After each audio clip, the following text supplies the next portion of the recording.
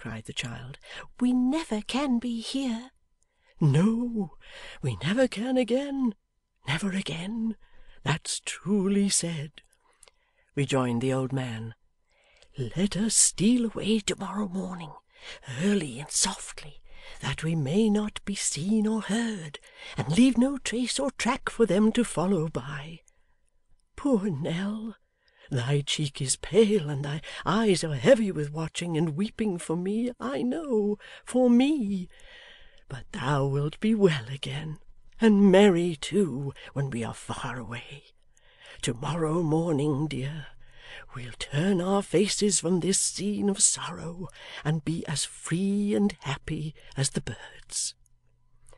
And then the old man clasped his hands above her head, and said in a few broken words, that from that time forth they would wander up and down together, and never part more until death took one or other of the twain.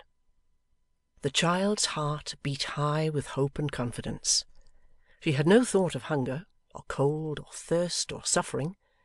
She saw in this but a return of the simple pleasures they had once enjoyed, a relief from the gloomy solitude in which she had lived, an escape from the heartless people by whom she had been surrounded in her late time of trial, the restoration of the old man's health and peace, and a life of tranquil happiness. Sun, and stream, and meadow, and summer days shone brightly in her view, and there was no dark tint in all the sparkling picture. The old man had slept for some hours, soundly in his bed, and she was yet busily engaged in preparing for their flight. There were a few articles of clothing for herself to carry, and a few for him, old garments, such as became their fallen fortunes, laid out to wear, and a staff to support his feeble steps, put ready for his use. But this was not all her task, for now she must visit the old rooms for the last time.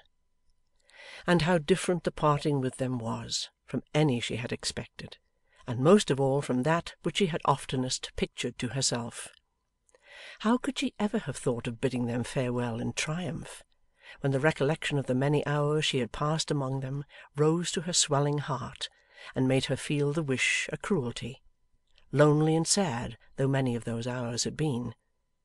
She sat down at the window where she had spent so many evenings, darker far than this, and every thought of hope or cheerfulness that had occurred to her in that place came vividly upon her mind, and blotted out all its dull and mournful associations in an instant. Her own little room too, where she had so often knelt down and prayed at night, prayed for the time which she hoped was dawning now, the little room where she had slept so peacefully and dreamed such pleasant dreams.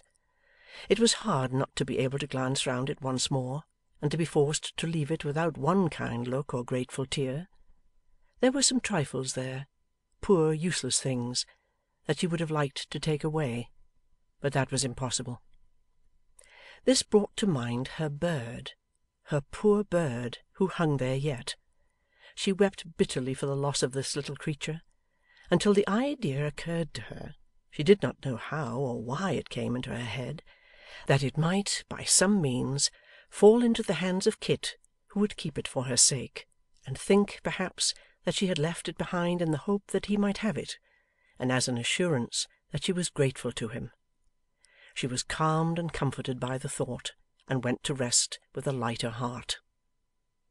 From many dreams of rambling through light and sunny places, but with some vague object unattained which ran indistinctly through them all, she awoke to find that it was yet night, and that the stars were shining brightly in the sky. At length the day began to glimmer, and the stars to grow pale and dim.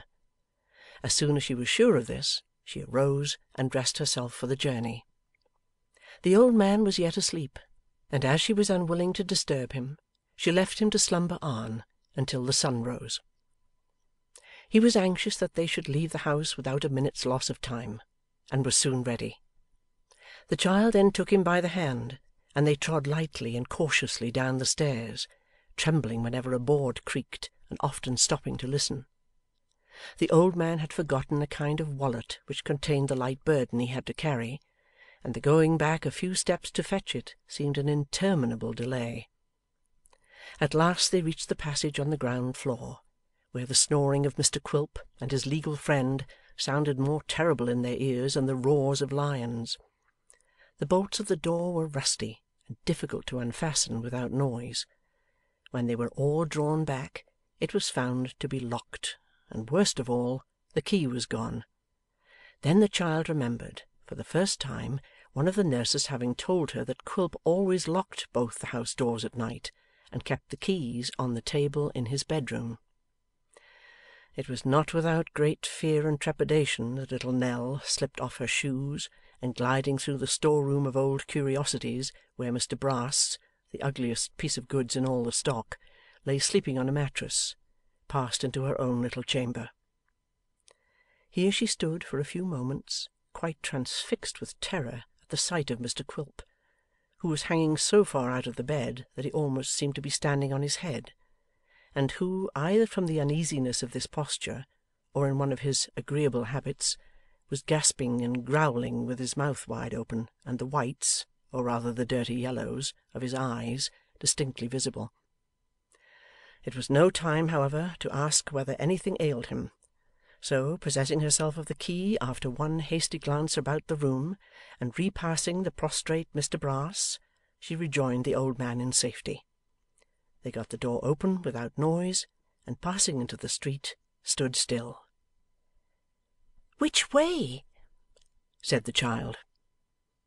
The old man looked irresolutely and helplessly, first at her, then to the right and left, then at her again, and shook his head.